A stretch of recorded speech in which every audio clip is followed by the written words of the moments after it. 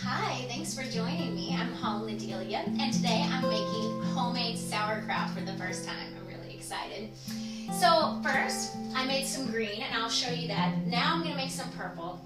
So what I did first was chop this from the bottom to the top, right in half, and then I quartered it again.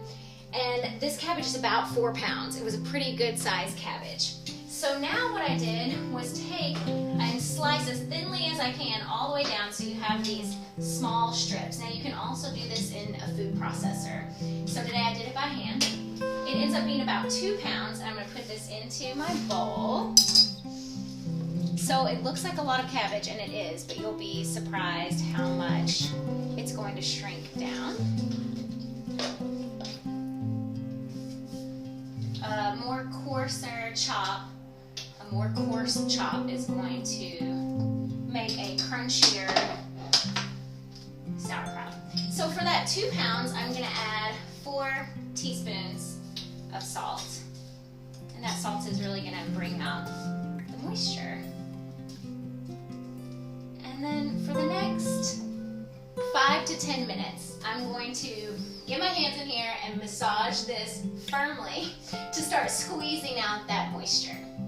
Alright, so it's about 7 minutes later, and my lovely assistant, has been squishing that cabbage for me. And so if you'll just show them, we got some moisture coming out now, so that when you give it a squeeze, there is liquid. So now we know it is time to start putting this into jars. Now you can use your mason jars. Today we've actually recycled, so we brought a lot of these jars that we've already used products from, and we're going to reuse those today. So here we go. We're going to start filling this up. You just use your hands, let's go over the sink, and we're just going to pack that in as tightly as we can.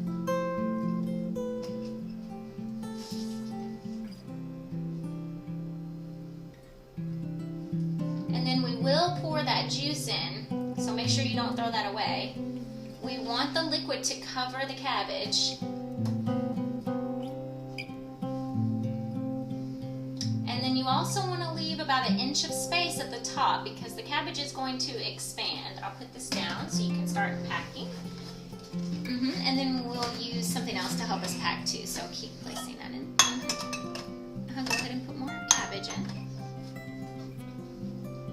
And you really want to pack that in with a spoon or with a smaller jar or glass.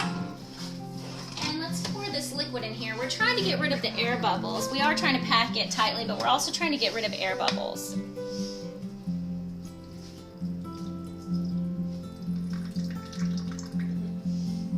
Some gorgeous purple juice. It's going to be really pretty as it ferments. Make sure there's no air bubbles at the bottom or throughout, and then we leave, ooh, that's pretty, and then we leave that space at the top. Excellent. Alright, so this is what we came up with tonight.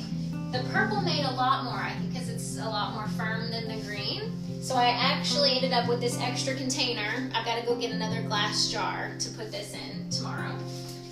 So these were good sized cabbages, like I said, about 4 pound cabbages. Ended up 2 pounds in each jar. So it really reduces, but it's gonna last you a while.